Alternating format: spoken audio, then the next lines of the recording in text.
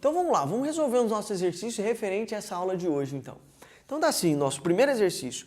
E notando que essa verdade, eu penso, logo existo, era tão firme e tão certa que todas as mais extravagantes suposições dos céticos não seriam capazes de a abalar. É bem bacana a gente resolver exercícios para a gente perceber algumas coisas. Por exemplo, eu já me deparei com alguns exercícios afirmando então que Descartes era um cético. Então veja esse enunciado. Ele está contradizendo aquilo que é afirmado e sustentado pelos céticos. Então Descartes não é um cético, até porque um cético é aquele que tem a dúvida como a sua maior base. Ele duvida da possibilidade de existir a verdade.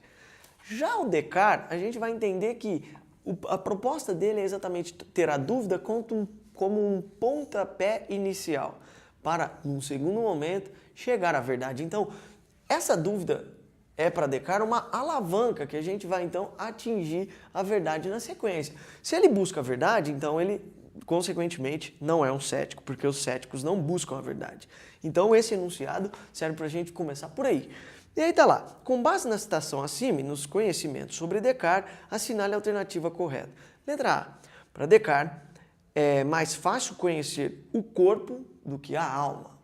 Ora, Descartes é o cara do racionalismo moderno, não se esqueça disso. Vamos para a letra B. B. Descartes estabelece que a alma tem uma natureza puramente intelectual. Letra C.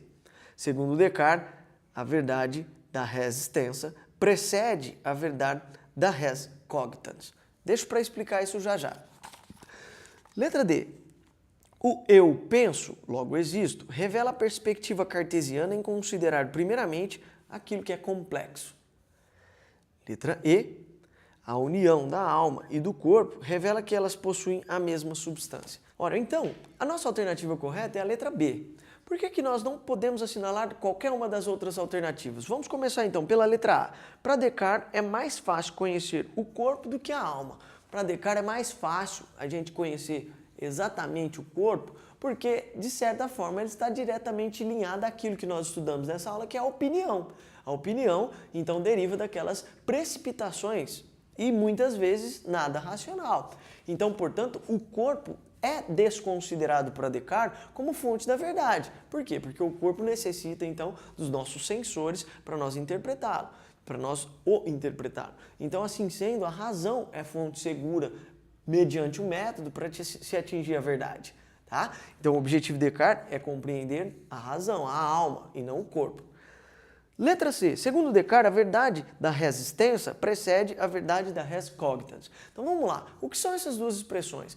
Essas duas expressões elas surgem exatamente para separar, diferenciar aquilo que é o corpo, res extensa, e aquilo que é a razão, sujeito pensante, res cogitans. Coisa que pensa. Então, portanto, elas são coisas distintas. E aqui afirma para você, então, que o corpo antecede o pensamento.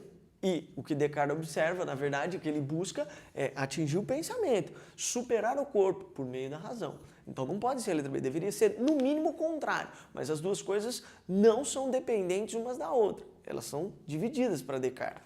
Letra D. O eu penso, logo existo, revela a perspectiva cartesiana em considerar primeiramente aquilo que é complexo.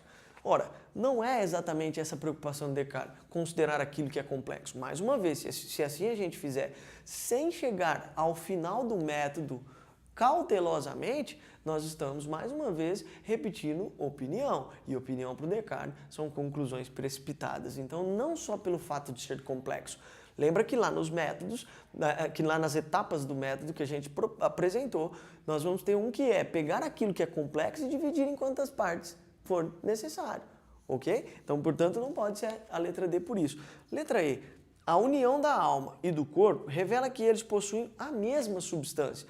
Então, na alternativa C, se você soubesse diferenciar res extensa de res cogitans, aí você já automaticamente elimina a E, porque você sabe que elas não são a mesma coisa, mas elas derivam de substâncias, coisas distintas. Então, portanto, a nossa letra B é a alternativa correta, ok? Por hoje é isso, façam os demais exercícios propostos lá em relação a Descartes e a gente se vê na próxima aula. Um abraço, pessoal!